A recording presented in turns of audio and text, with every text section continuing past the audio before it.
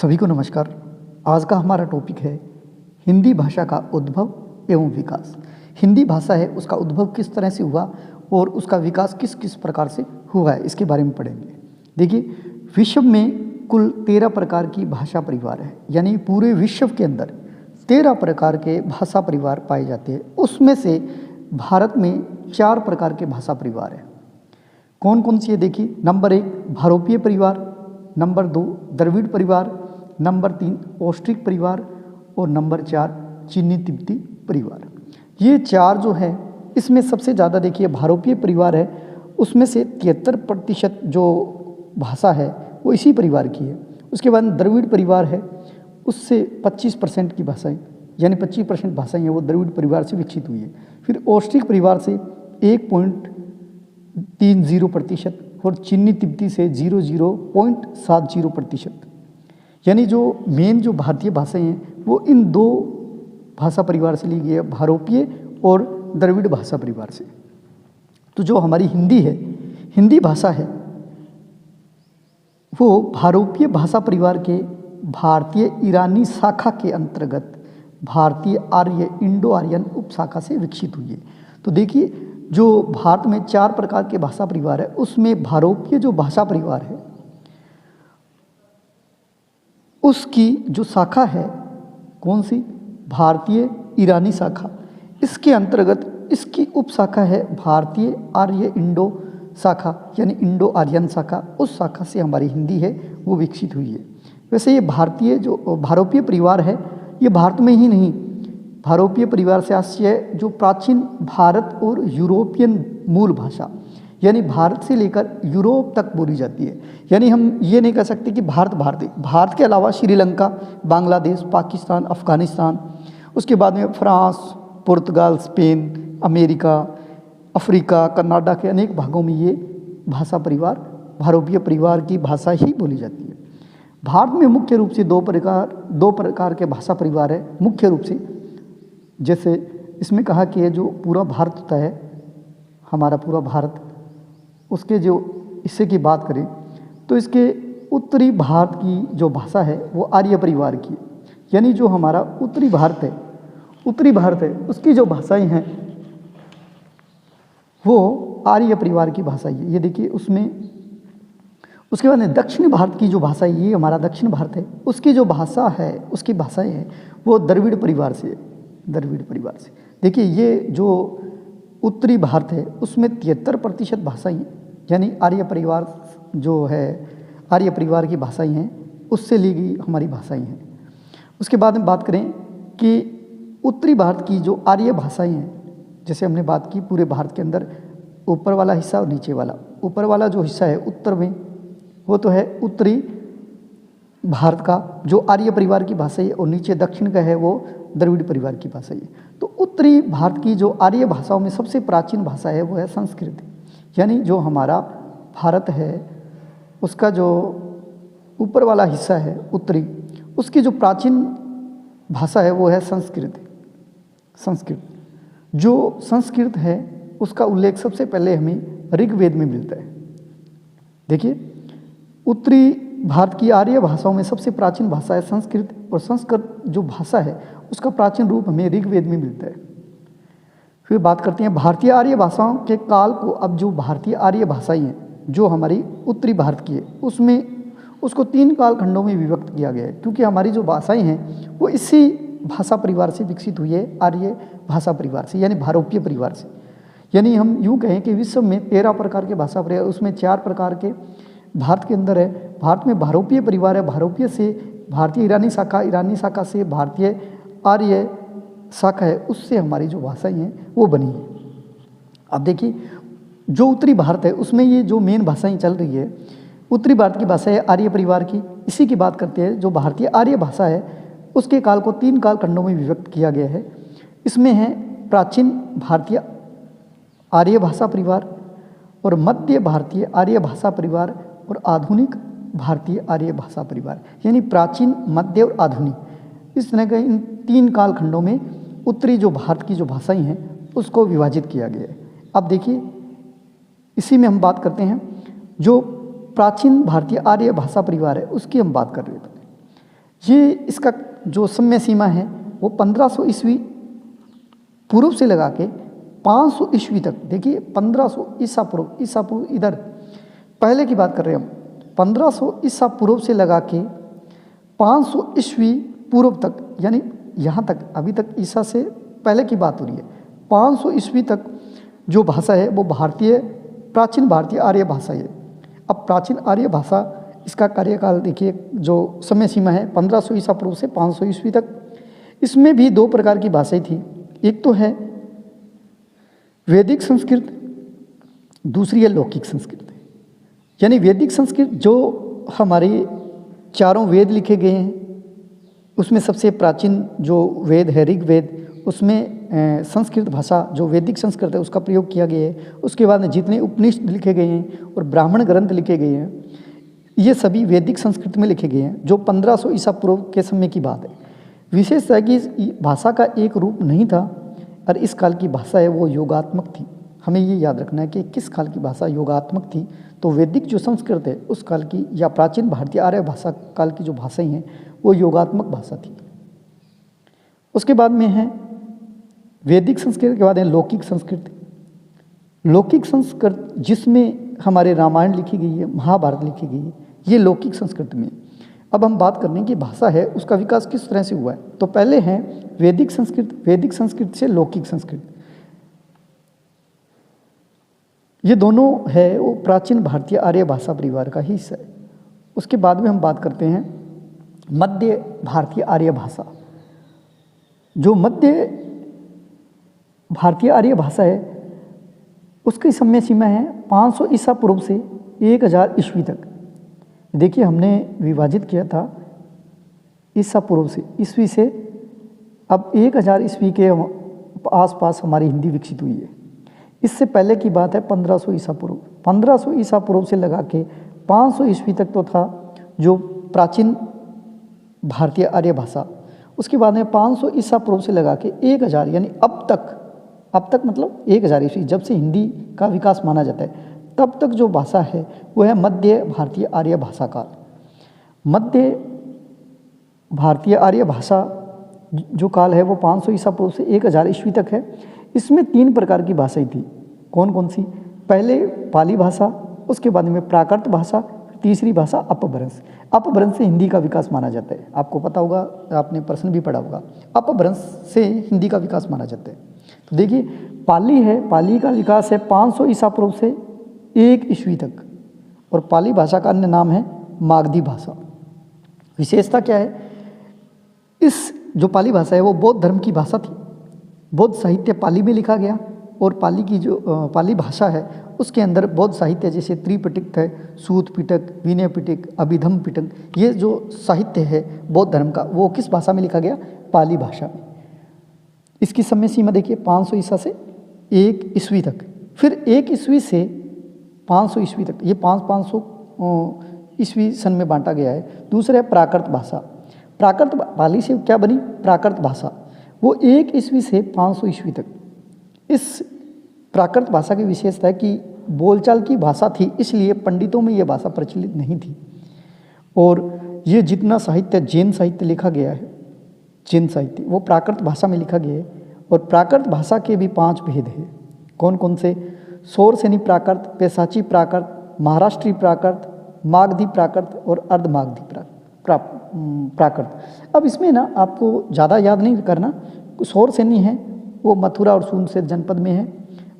पैशाची है वो भारत के उत्तर पश्चिम कश्मीर के आसपास की भाषा है। महाराष्ट्र में है, आपको पता ही चल गया होगा। मागधी और अर्धमागधी ये आपको याद रखना है। मागधी है वो मगध के आसपास का क्षेत्र है, उसमें बोली जाती है। और अर्धमागधी मगध और शौरसेन जो भारत का हिस्सा है, मगध और शौरसेन के बीच के भाग है, वहाँ अर्धमागधी बोली जाती है। इसके बाद में बात करते हैं अपभ्रंश की। इससे संबंधित सबसे ज़्यादा प्रश्न पूछे जाते हैं। अपभ्रंश भाषा है उसका विकास हुआ था 500 ईसा पूर्व नहीं है, 500 ईस्वी से 1000 ईस्वी के मध्य।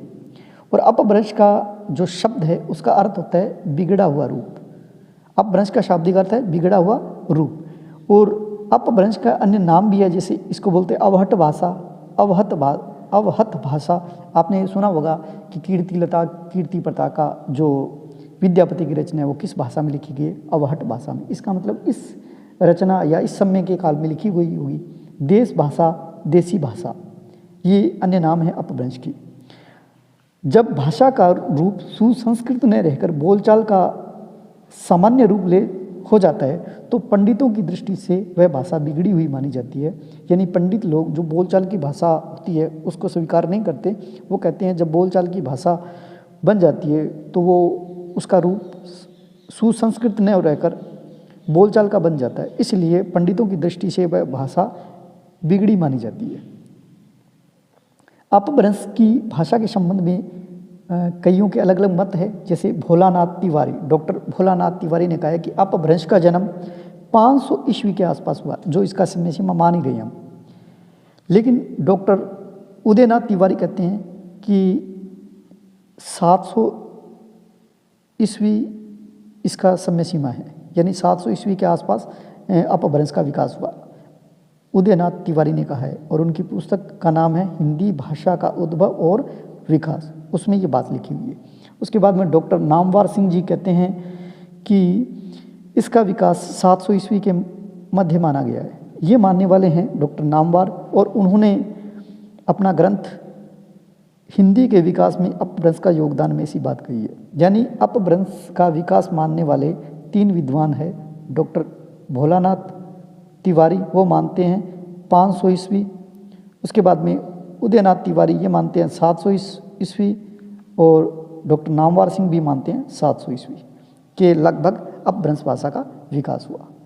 उसके बाद में बात करते हैं कि अपभ्रंश जो भाषा है उसका प्रयोग साहित्य में कब तक रहा। 500 ईस्वी से तो मान रहे हैं कि अपभ्रंश का विकास हुआ, लेकिन ये साहित्य में 1200 ईस्वी तक इसका विकास माना जाता है। वैसे अपभ्रंश से हिंदी का विकास 1000 ईस्वी में हो गया ऐसा माना जाता है, लेकिन अपभ्रंश का प्रयोग देखो, कोई भी भाषा है एकदम छूटती नहीं है। भाषा धीरे धीरे भाषा का विकास होता है, और भाषा जब भी दूसरी भाषा को स्वीकार करती है तो उसमें उसका समय लगता है। आधुनिक आर्य भाषाओं का विकास इसी अपभ्रंश से माना गया है। जो हमारी अभी भाषाएं मान रहे हैं हम हिंदी, तो उसका विकास इसी से माना गया है, अपभ्रंश से। अतः हिंदी की जननी क्या है? अपभ्रंश। वैसे हिंदी की जननी संस्कृत है।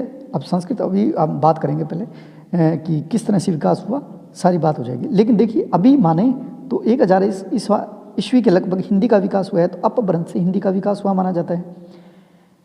उसके बाद में हम बात करते हैं कि उत्तरी भारत में अपभ्रंश के 7 क्षेत्रीय रूप है। ये 7 क्षेत्रीय रूप है कौन कौन से? शोरसेनी अपभ्रंश, पैसाची अपभ्रंश, ब्राचन अपभ्रंश, खश अपभ्रंश, महाराष्ट्रीय अपभ्रंश, मागधी अपभ्रंश और अर्धमागधी अपभ्रंश। इनमें से आपको शोरसेनी अपभ्रंश आपको भूलना नहीं है। शोरसेनी अपभ्रंश से पश्चिमी हिंदी का विकास हुआ, राजस्थानी का विकास हुआ, गुजराती का विकास हुआ। ये प्रश्न बहुत बार पूछा गया है कि पश्चिमी हिंदी का विकास किस अपभ्रंश से हुआ, तो आपको याद रखना है शोरसेनी अपभ्रंश से। शोरसेनी अपभ्रंश से निम्न में से कौन सी भाषा का विकास नहीं हुआ है? तो देखिए 3 भाषाएं, पश्चिमी हिंदी, राजस्थानी और गुजराती, इनका विकास शोरसेनी अपभ्रंश से हुआ है। अन्य एक और नाम इसमें से कोई भी डाल दिया जाएगा। तो आपको ये याद ही रखना है, शोरसेनी अपभ्रंश से पश्चिमी हिंदी, राजस्थानी और गुजराती का विकास हुआ माना जाता है। उसके बाद में पैसाची लहदा से पंजाबी और लहंदा जो भाषा है उसका विकास हुआ। कभी नहीं पूछा गया अपने। ब्राचंड अपभ्रंश से सिंधी भाषा का विकास हुआ। खस अपभ्रंश से पहाड़ी है उस भाषा का विकास हुआ। महाराष्ट्रीय अपभ्रंश से मराठी भाषा का विकास हुआ। अब आपको ये 2 याद रखने हैं, ये आपको कभी नहीं भूलने। मागधी अपभ्रंश, मागधी अपभ्रंश जो उससे बिहारी, उड़िया, बांग्ला और असमिया उसका विकास हुआ। और अर्धमागधी अपभ्रंश से पूर्वी हिंदी जिसमें अवधी, बघेली और छत्तीसगढ़ी उसका विकास हुआ। ये आपको याद ही रखना है। एक तो मागधी वाला, मागधी से बिहारी, उड़िया, बांग्ला, असमिया, यहीं से प्रश्न बनता है कि मागधी अपभ्रंश से निम्न में से किस भाषा का विकास नहीं हुआ, तो आपको ये रटना होगा। मागधी अपभ्रंश से बिहारी, उड़िया, बांग्ला और असमिया हैं, इन 4 भाषाओं का विकास मागधी अपभ्रंश से हुआ और अर्ध मागधी अपभ्रंश से पूर्वी हिंदी का विकास हुआ। और पूर्वी हिंदी में 3 भाषाएं हैं। मैं याद इसको किया है मैंने, तो मैंने इसको याद किया है ए, बे और छे। ए बे से होता है, लेकिन मैंने किया कि याद ए बे छे, यानी अवधी, बघेली और छत्तीसगढ़ी। इस तरह से अर्धमागधी में ये 3 भाषाएं आती है, ये याद कर लेना।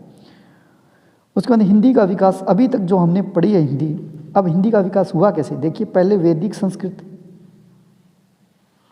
संस्कृत वहाँ से हिंदी का विकास माना जाता है।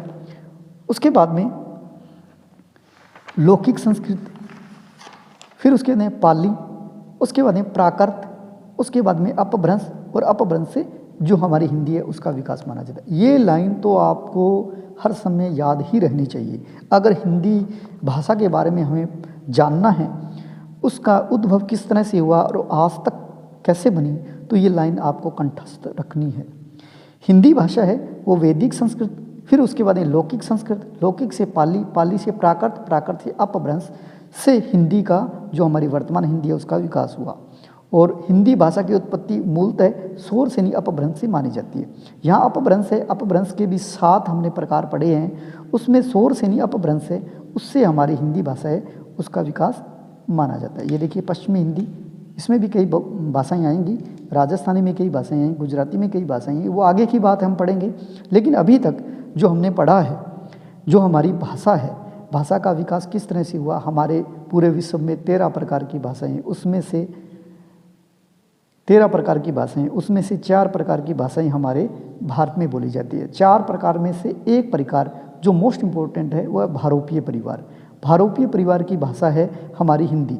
भारोपीय परिवार का कौन सा जो परिवार है, भारोपीय परिवार है, वो भारतीय ईरानी शाखा से, भारतीय ईरानी शाखा के भारतीय आर्य शाखा वहाँ से इसका विकास माना जाता है। और इसमें भी हमने ये बताया कि जो पूरा भारत है उसका जो ऊपरी हिस्सा है उसमें जो उत्तरी भारत है और नीचे दक्षिणी भारत है। उत्तरी भारत में आर्य भाषा परिवार है और दक्षिण में द्रविड़ी भाषा परिवार है। तो हमारा जो भाषा परिवार था वो आर्य भाषा परिवार से, यहीं से हमारी हिंदी है उसका विकास माना जाता है। और उत्तरी भारत में हमने बात की कि जो भाषा परिवार है उसको हमने 3 भागों में विभाजित किया। पहला था प्राचीन भारतीय आर्य भाषा परिवार, दूसरा था मध्य आर्य भाषा परिवार और तीसरा था आधुनिक आर्य भाषा परिवार। जो हम अभी बात नहीं की वो 1000 ईस्वी के बाद की बात है। तो 1000 ईस्वी के बाद में आधुनिक आर्य भाषा परिवार। तो हमें पहले प्राचीन और मध्य यहाँ तक तो पहुँचना ही था, क्योंकि हमें हिंदी का विकास किस तरह से हुआ ये जानना था।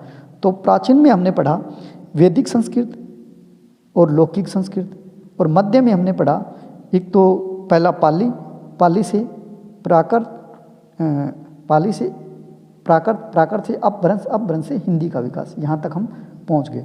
इस तरह से हमारी हिंदी है उसका विकास माना जाता है। तो ये लाइन आपको कंठस्थ रखनी है, वैदिक संस्कृत, फिर लौकिक संस्कृत, लौकिक संस्कृत से पाली, पाली से प्राकृत, प्राकृत से अपभ्रंश भाषा का विकास हुआ। इस प्रकार अपभ्रंश से जो हमारी हिंदी है, हिंदी उसका विकास माना जाता है। तो ये वीडियो है आपको शायद अच्छा लगे। अगर ये वीडियो अच्छा लगे तो लाइक कीजिए और हमारा चैनल है उसे सब्सक्राइब कीजिए, ताकि हम और अच्छे नोट्स बना के आपको उपलब्ध करा सकें। जय हिंद, जय भारत।